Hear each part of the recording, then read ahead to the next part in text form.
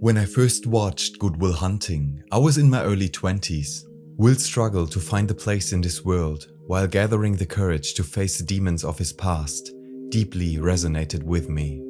Now, nearly 10 years later, as someone who has experienced therapy from both the side of the client and of the therapist, a whole new dimension of the movie opened up.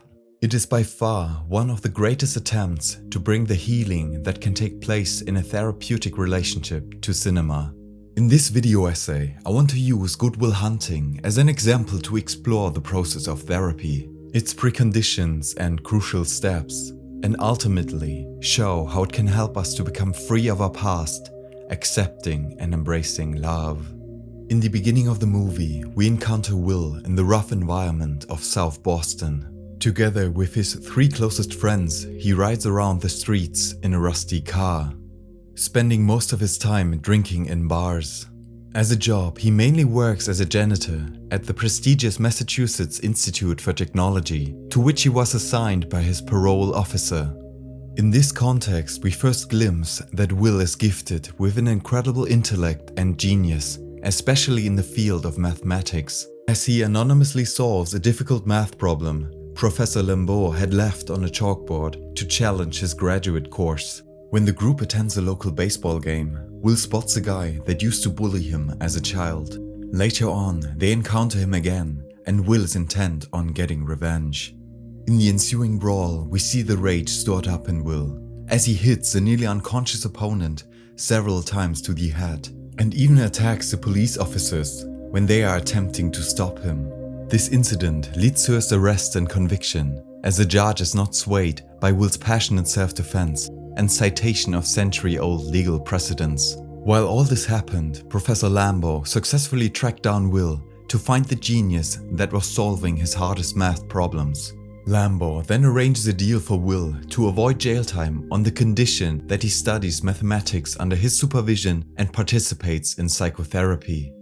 As part of this mandatory program, we see how Will meets with multiple therapists. In those sessions, he uses his superior intellect and knowledge of their psychological background to fool and sabotage them.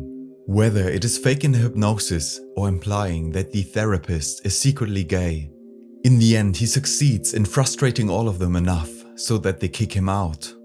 Eventually, the list of famous and renowned therapists known by Professor Lambeau is exhausted, and he has to contact an old friend of his, the therapist and counselor Sean McGuire, played by Robin Williams. During their first therapy session, Will quickly examines Sean's office and focuses on a small painting depicting a lone man in a boat on a stormy and dark sea. He then goes on a long monologue philosophizing how the painting portrays the turmoil in Sean's life and how in reality he is a person lost in a dark storm. These ramblings don't really bother Sean until one critical line is crossed. Maybe you married the wrong woman. Maybe you should watch your mouth. Immediately, Will notices that he has found the one thing with which he can hurt Sean the most. This pushes Sean over the edge and he snaps, grabbing Will by his throat, threatening to end him.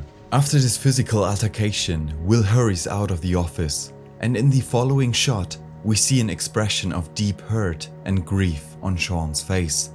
But in contrast to all the therapists before him, he insists on continuing with the therapy. When Will arrives at the office for his next mandatory session, Sean takes him outside. What follows is one of the most iconic scenes of the movie. In it, Sean embodies the confrontational side of therapy as he challenges Will's grandiosity and cuts through the protective masks he hides behind. I look at you, I don't see an intelligent, confident man. I see a cocky, scared, shitless kid. In his speech, Sean is conveying a simple and yet profound truth. Personal maturation and growth are not the result of accumulating a large pile of intellectual knowledge, of reading yet one more book. No, they only occur if we allow ourselves to be touched by life, if we allow moments to resonate with us. Such an intimate connection with the world is precisely what Will has avoided so far, substituting a life of the mind, where he is a master and in control. Sean reveals the true depth a human life can encompass if one dares to feel and be vulnerable. Nothing in Sean's words is meant to belittle or embarrass Will, but only to expose his self-imposed limitations. This is the necessary humbling of the ego, which is the precondition for genuine healing in therapy.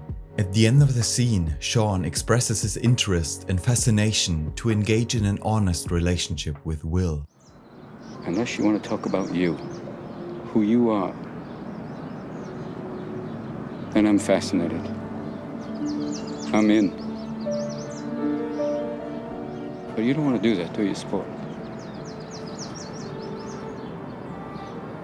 You're terrified of what you might say.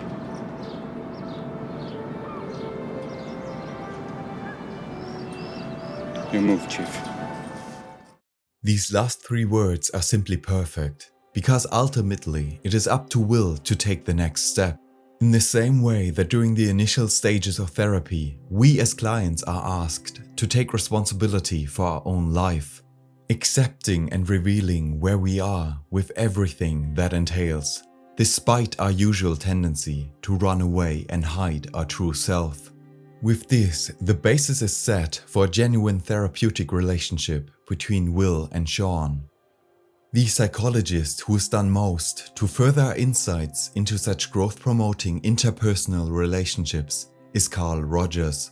He is the founding father of the humanistic approach to psychology and the so-called client-centered therapy. His work during the 50s and 60s represented a clear break with prior forms of therapy. At that time, the 2 most prevalent approaches were either psychoanalysis or a purely behavioristic model. The former, no matter if following the school of Freud, Adler or Jung, was predominantly defined by clinging to rigid concepts and the undisputable importance of a theory. The latter, at least the behaviorism of people like B.F. Skinner, tended to reduce human beings to nothing more than lab rats, automatically responding to stimuli in the environment.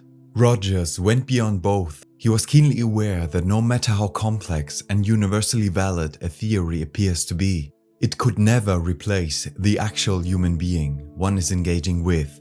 He attributed complete primacy to the person in front of him. Thereby, he was no longer trying to somehow fit his clients and their unique story into some larger scheme, but rather he would really listen to what was going on in their lives. Through his work as a therapist and his engagement with suffering people, he developed a deep and profound trust for human nature. No longer did he perceive himself as the therapist, the one with all the answers, but rather he became a facilitator of growth. He understood that the truth of an individual's life can never be imposed from the outside, it can only be found from within.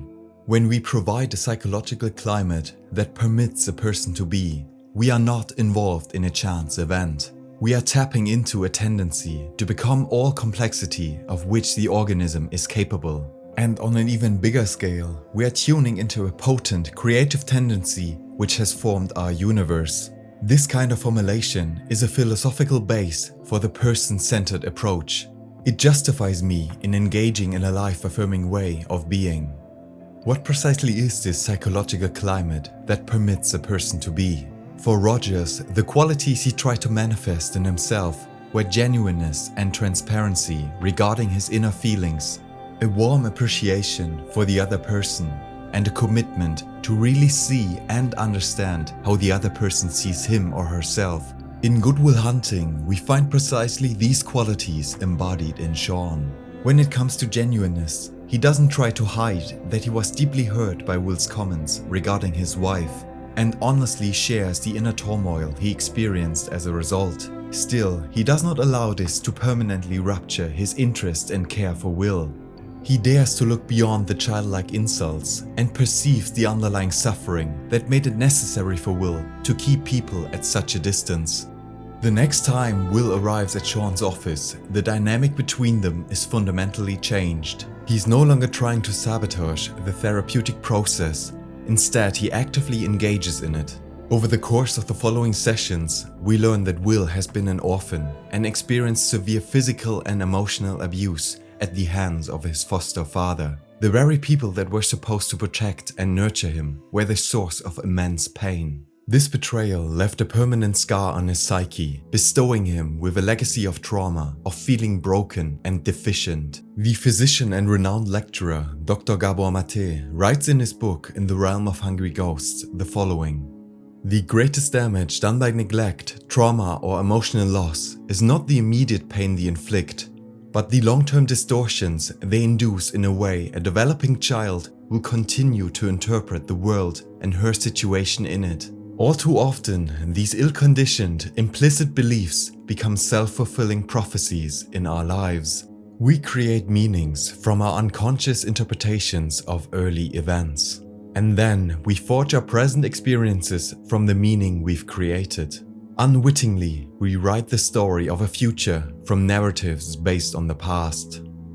Here we come to the heart of trauma, the dominion of the past over the present. A child cannot distinguish between the events that were happening to him and who he actually is.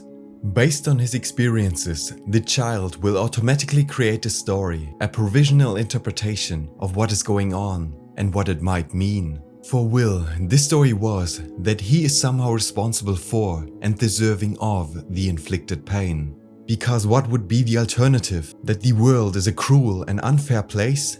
That his foster father is a deeply flawed alcoholic who himself probably experienced abuse? No, these interpretations are only possible in hindsight. And even if there should be some conscious resistance to blaming oneself, nonetheless the wound and the associated story will sink deeper, to the core of one's personality, spreading its influence to every aspect of life. Among the cruelest aspects of childhood trauma is that it severs the trust in other human beings, depriving the victims of the ability to form intimate connections. We see this at play in Will's interpersonal relationships, where the only people he feels truly safe with are his oldest friends, of whom he knows that they would die for him. Will expects betrayal, expects to be let down by others. This is the reason why he ends his relationship with Skylar the moment it becomes more than a casual romance. When she opens up about her willingness to commit to each other, Will is in disbelief, asking her for some form of absolute reassurance. Her reply, "I know because I feel it," is utterly alien and incomprehensible to him. When Will was beaten and neglected as a child, the emotional pain became unbearable. In order to survive, his organism had to completely repress the feeling and instinctual side of existence, making it impossible for him to draw on these. Left with his mind, which only deals in certainties and must exercise control, he cannot conceive how a woman like Skylar could possibly be in love with him. His fear of being abandoned again rules him. This is because he still believes in the old formative story, the story of being flawed and broken, incapable of loving and being loved. A quote from the psychiatrist Dr. Elvin Samrat perfectly captures this. "The greatest source of our suffering are the lies we tell ourselves." As long as Will holds true to the lie, he is not free but in the grip of the old wounds. In the most powerful scene of the movie, this is addressed by Sean. The scene starts out with Sean examining Will's old medical file, in which we see the gruesome physical abuse. Sean shares that he as well experienced similar things at the hands of his alcoholic father. What then follows is such a simple sentence, yet one that cuts right to the heart of the situation. Hey, Will. I don't know a lot. You see this? All this shit.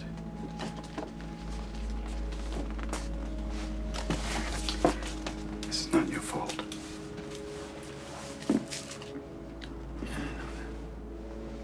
Look at me, son.